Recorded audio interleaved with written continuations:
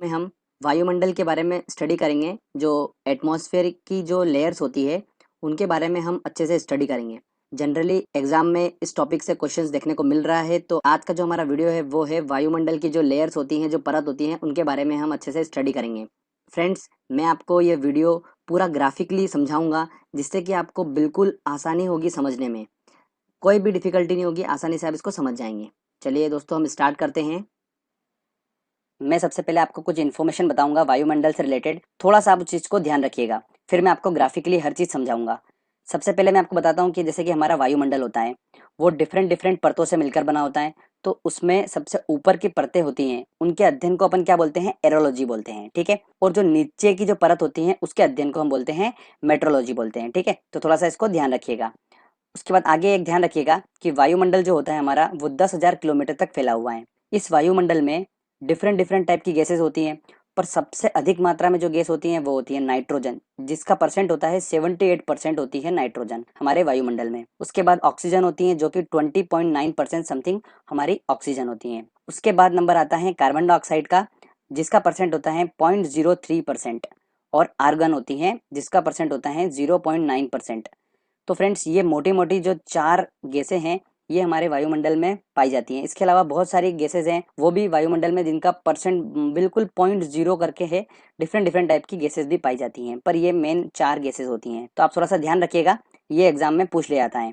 चलिए आगे ध्यान रखिए कि वायुमंडल को तापमान व अन्य घटकों के हिसाब से 5 परतों में डिवाइड किया है। कितने परतों में? 5 परतों में। सबसे पहले आता है शोभ मंडल, जिसको हम क्या बोलते हैं? ट्रोपोस्फेयर बोलते हैं। उसके बाद आता है समताप मंडल, जिसको हम बोलते हैं स्ट्रेटोस्फेयर बोलते हैं। फिर मध्य मंडल, आयन मंडल, उसके बाद आता है दोस्तों बहिर्मंडल। इस तरीके से इसको 5 परतों में डिवाइड किया गया है। अब मैं आपको एक एक करके सबको अच्छे से समझाऊंगा। बिल्कुल आप ग्राफिकली ध्यान से समझिएगा, आपको मजा आ जाएगा समझने में। चलिए स्टार्ट करते हैं हम। जैसे कि आपको दिख रहा है ये हमारी अर्थ है, ठीक है, और सन दिख रहा है। अर्थ से लेकर सन तक का जो हमारा है फ्रेंड्स, ये डिफरेंट डिफरेंट हम इसको परतों में डिवाइड करेंगे। देखिएगा आप, सबसे पहले मैं आपको बताता हूँ कि हमारी जो अर्थ की सरफेस है वहां से लेकर 18 किलोमीटर तक जो हमारा एरिया आता है, ये आता है हमारा शोभ मंडल का एरिया। इसे क्या बोलते हैं? ट्रोपोस्फेयर बोलते हैं। ध्यान रखिए दोस्तों, शोभ मंडल को संवहन मंडल के नाम से भी जाना जाता है। किस नाम से? संवहन मंडल के नाम से, ठीक है। ये एग्जाम में पूछ लिया जाता है क्वेश्चन। तो 18 किलोमीटर तक का एरिया है ये। अब दोस्तों ध्यान से सुनिए, मैं आपको इंपॉर्टेंट पॉइंट बता रहा हूँ इस परत के बारे में। सबसे पहले बात करते हैं हम कि इसमें क्या क्या एक्टिविटी होती है। तो वायुमंडल की घटनाएं होती हैं। अब वायुमंडल की घटनाएं कैसे दोस्तों? जैसे सुनिए ध्यान से कि बादल का गरजना, है ना, बिजली का चमकना, आंधी तूफान, जलवाष्प, ये सब जो एक्टिविटी होती हैं, ये सभी एक्टिविटी होती हैं दोस्तों ट्रोपोस्फेयर में। मतलब ये जो आपको वायुमंडल की परत दिख रही है, इस परत में ये सब एक्टिविटी होती हैं, ठीक है। सबसे ज्यादा डेंसिटी जो होती है, घनत्व जिसको बोला जाता है, वो होता है क्षोभ मंडल का। अब देखिए, जब भी हम पृथ्वी की सरफेस से नीचे से ऊपर की तरफ जाएंगे तो जो घनत्व होगा, जो डेंसिटी होगी, वो ऊपर जाते जाते धीरे धीरे कम हो जाएगी। मतलब सबसे ज्यादा कहाँ पर होगी? सबसे ज्यादा होगी क्षोभ मंडल में होगी, ठीक है दोस्तों। चलिए आगे हम बात करते हैं अब कि ग्रीन हाउस प्रभाव जो होता है वो इसी परत में मैक्सिमम देखा जाता है। तो ग्रीन हाउस प्रभाव क्या होता है? अब ये काफी डाउटफुल चीज है, तो मैं आपको थोड़ा सेपरेटली ले जाके इसको अच्छे से समझाता हूँ। चलिए, तो ध्यान से सुनिएगा दोस्तों, ग्रीन हाउस प्रभाव क्या होता है। गैसें, गैसें कौन कौन सी होती हैं? नाइट्रोजन, जैसे कि कार्बन डाइऑक्साइड हुई, ऑक्सीजन, जलवाष्प, मीथेन, अलग अलग डिफरेंट टाइप की जो गैसेस होती हैं, ये वायुमंडल के चारों ओर अपना एक मोटा घेरा बना लेती हैं। जो वायुमंडल सरफेस होती है हमारी अर्थ के ऊपर, वायुमंडल होता है, ये वायुमंडल में क्या करती हैं? ये जो गैसेस होती हैं ये एक मोटा घेरा बना लेती हैं और सूर्य के प्रकाश को बाहर नहीं जाने देती हैं। सूर्य का प्रकाश इंटर करा, उसको बाहर नहीं जाने देती हैं, और इसकी वजह से क्या होता है? पृथ्वी पर तापमान बढ़ जाता है। इस तापमान का इन गैसों के द्वारा बढ़ना ही क्या कहलाता है? ग्रीन हाउस इफेक्ट कहलाता है। देखिए अब ग्राफ से देखिएगा, जैसे कि सन दिख रहा है आपको, ठीक है, यहाँ से रेज आई, अर्थ पे आई, ये हमारा एटमॉस्फेयर जो आपको बिल्कुल व्हाइट व्हाइट जो आपको दिख रहा है, ये एरिया अर्थ के ऊपर का, ये हमारा एटमॉस्फेयर है, ठीक है।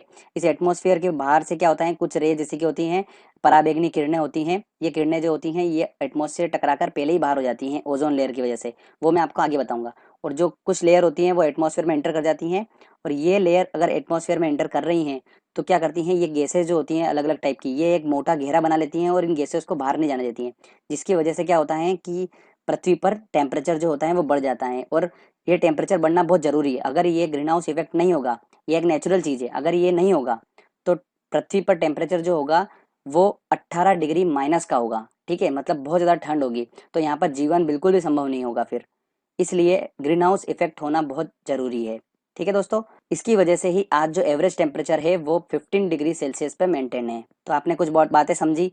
अब ध्यान से सुनिए, मैं आपको थोड़ा सा इसको और अच्छे से जूम करके बताता हूँ। देखिए, ये सन है, सन की किरणें अंदर आई, पृथ्वी की सरफेस से रिफ्लेक्ट हो गई, परावर्तित होकर वापस ऊपर की तरफ गई, तो CO2, CH4, methane, carbon dioxide, N2O, इन सब गैसेस से टकराकर वो वापस कहाँ पर आ गई, पृथ्वी पर आ गई। और इसी वजह से क्या हुआ दोस्तों, टेम्परेचर बढ़ गया। इसी को हम बोलते हैं ग्रीन हाउस इफेक्ट।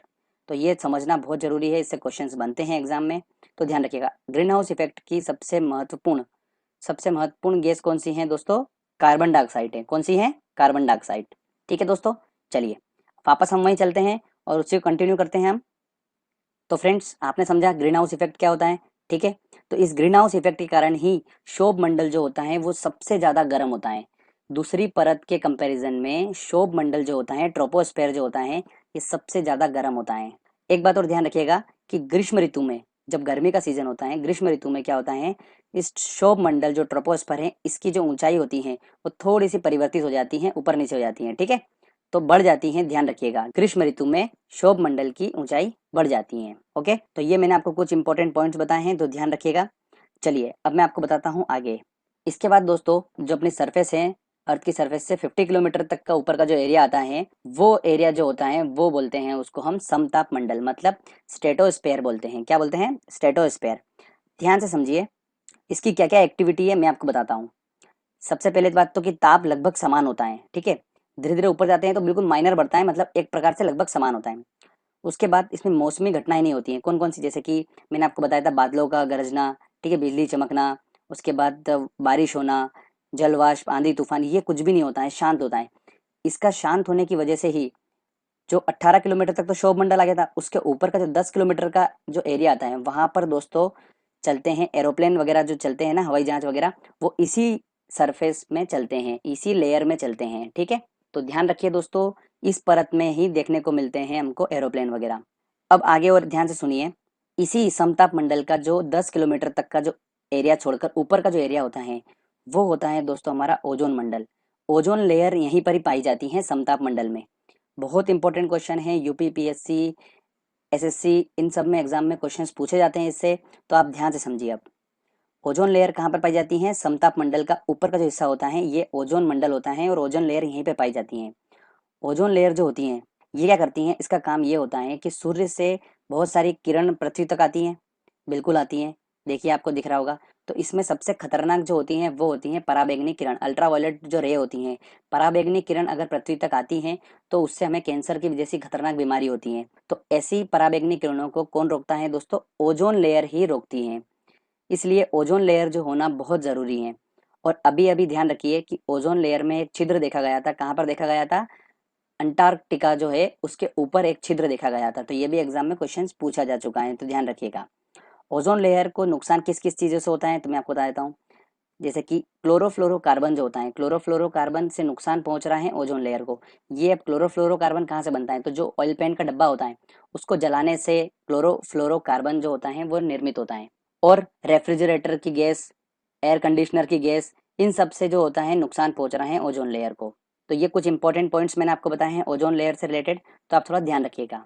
एक बात और ध्यान रखिए, ओजोन लेयर की जो मोटाई होती है उसको हम काई में नापते हैं, डाप्सन में नापते हैं। तो इसको नोट डाउन कर लीजिएगा फ्रेंड्स, कि ओजोन लेयर की मोटाई को हम डाप्सन में नापते हैं, एक इकाई होती है ये।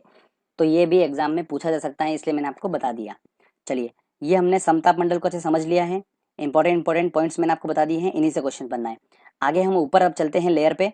तो अगली लेयर आती है दोस्तों हमारी इससे ऊपर, 80 किलोमीटर, मतलब 50 किलोमीटर तक हम पढ़ चुके हैं, 50 से ऊपर तक चलते हैं हम, तो 30 किलोमीटर का जो हमारा रेंज है, तो 80 किलोमीटर तक जो एरिया आता है हमारा, उसको बोलते हैं हम मध्य मंडल। क्या बोलते हैं फ्रेंड्स इसको, मध्य मंडल। मध्य मंडल की इंपॉर्टेंस मैं आपको बताता हूँ क्या होता है। अब हमारी पृथ्वी जो है वो अंतरिक्ष में है, ठीक है, और अंतरिक्ष में बहुत सारी उल्कापिंड हैं, और ये उल्कापिंड जो होती हैं उड़ती हुई हमारी पृथ्वी तक आती हैं, और अगर ये पृथ्वी को टकरा जाए तो ब्लास्ट होगा, और जिससे पूरी पृथ्वी नष्ट हो सकती है। तो ये उल्कापिंड जो आती हैं, इस उल्कापिंड को ये मध्य मंडल ही क्या कर देता है, खत्म कर देता है, पृथ्वी तक नहीं पहुंच पाती हैं। तो ये बहुत ही इंपॉर्टेंट लेयर है, तो ध्यान रखिएगा, ठीक है। मध्य मंडल का काम आपको समझ में आ चुका है। उल्का पिंड जो आती हैं उसको पहले से ही वो खत्म कर देती हैं मध्यमंडल में ही। चलिए आगे हम बात करते हैं। अब अगला नंबर आता है दोस्तों 80 किलोमीटर से लेकर जो 640 किलोमीटर तक का जो एरिया आता है उसे हम बोलते हैं आयन मंडल। इस आयन मंडल में ही रेडियो तरंग जो होती हैं वो परावर्तित होती हैं। जितने भी सैटेलाइट वगैरह जो होते हैं वो यहीं पर ही सेटल रहे हैं, यहाँ पर से ही हमको रेडियो तरंग जो होती हैं वो परावर्तित होती हैं। तो ये आप थोड़ा सा नोट डाउन कर लीजिएगा, ध्यान रखिएगा, बहुत इंपॉर्टेंट क्वेश्चन है, एसएससी 2013 2012 क्वेश्चन में पूछा गया है। अगला हम बात करते हैं दोस्तों, इसके ऊपर का जो एरिया आता है उसको हम बोलते हैं वायुमंडल। तो दोस्तों मैंने आपको ये बता दिया पूरा। सबसे पहले हमने पढ़ा शोभ मंडल, फिर समताप मंडल, फिर मध्य मंडल, आयन मंडल और फिर वायुमंडल। तो इस तरीके से हमने ये 5 परतों का अच्छे से अध्ययन करा है। इन सब चीजों को आपको ध्यान रखना है। छोटी छोटी चीजें हैं, अगर ग्राफिकली आपने अच्छे से समझा, इसको सुना होगा तो आपको आई थिंक सारा याद हो गया होगा। ठीक है फ्रेंड्स। दोस्तों अब हमारी बारी है टेस्ट की। हमने अच्छे से टॉपिक को पहले समझा, अब हम लगाएंगे क्वेश्चंस जो प्रीवियसली एग्जाम में क्वेश्चंस पूछे गए हैं, उनको हम सॉल्व करेंगे और आप खुद आसानी से उन क्वेश्चंस को सॉल्व कर पाएंगे। एक भी क्वेश्चन आप गलत नहीं करोगे, सारे क्वेश्चन आप सही करोगे। देखिएगा आप, क्योंकि हमने समझा ही अच्छे तरीके से उसको। एक एक करके चलिए हम क्वेश्चन सॉल्व करते हैं। पहला क्वेश्चन है दोस्तों हमारा, वायुमंडल में सबसे अधिक मात्रा में कौन सी गैस पाई जाती है? तो हमने पढ़ रखा है कि 78% कौन सी गैस होती है? नाइट्रोजन होती है, तो आंसर इसका लगेगा बी। अगला क्वेश्चन है, निम्न में से कौन सी गैस ग्रीन हाउस इफेक्ट के लिए उत्तरदायी थे? देखिए ग्रीन हाउस इफेक्ट के लिए उत्तरदायी थे सबसे ज्यादा कार्बन डाइऑक्साइड, तो इसका आंसर लगेगा डी। मैंने आपको बताया था, तो ध्यान रखिएगा। ठीक है, ये कार्बन डाइऑक्साइड ही होती हैं जिसकी वजह से वो क्या करती हैं, जो किरण होती हैं वो बाहर नहीं जाती हैं एटमॉस्फेयर से और गर्म रखता है कार्बन डाइऑक्साइड, तो आंसर इसका लगेगा डी। अगला क्वेश्चन है हमारा, भूपृष्ठ से परावर्तित अवरक्त किरणों के अवशोषण द्वारा भू वायुमंडल के तापमान में वृद्धि की प्रक्रिया को क्या कहते हैं? देखिए थोड़ा सा टिपिकल लैंग्वेज है, अब इसको समझिए कि क्या बोल रहा है। देखिए वो बोल रहा है कि जो सरफेस है हमारी अर्थ की, उससे जो रिफ्लेक्ट हो रही है हमारी जो किरण, ठीक है, और वायुमंडल उसको अवशोषित कर रहा है, जिससे टेम्परेचर जो है वो बढ़ रहा है एटमॉस्फेयर का, इसको क्या बोलते हैं? तो इसको हमने पढ़ रखा है ग्रीन हाउस इफेक्ट ही बोलते हैं, तो इसका आंसर लगेगा ए। ठीक है, चलिए आगे और इंपॉर्टेंट क्वेश्चन देखते हैं हम।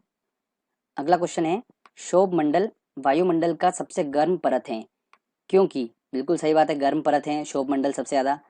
ठीक है, ट्रोपोस्फेयर जो है वो सबसे ज्यादा गर्म है क्योंकि ये सूर्य के निकटतम है, बिल्कुल गलत है। तो इसमें अवशोषित कण हैं, ये भी गलत बात है। ये पृथ्वी के पृष्ठ से गर्म हो जाती हैं, पृथ्वी के पृष्ठ से गर्म हो जाती हैं, बिल्कुल सही बात बोली है कि पृथ्वी के पृष्ठ से ही रिफ्लेक्ट होती हैं अपनी कौन सी, सन की जो रेज आती हैं, उसकी वजह से ही ये शोभ मंडल जो होता है वो गर्म हो जाता है, तो इसका आंसर लगेगा दोस्तों सी। ठीक है, वायुमंडल में दैनिक मौसम परिवर्तन किस परत के कारण होता है? तो जो डेली अपना जो मौसम चेंज होता है वो किस परत के कारण होता है? तो वो होता है दोस्तों शोभ मंडल के कारण, जो ट्रोपोस्फेयर होती है हमारी उसके कारण होता है। बादल का गरजना वायुमंडल की किस परत में होता है? देखिए हमने क्या देखा था, बादल का गरजना कहाँ पर था? शोभ मंडल में था, तो इसका आंसर लगेगा बी। ठीक है, चलिए आगे देखते हैं इंपॉर्टेंट क्वेश्चन और हम।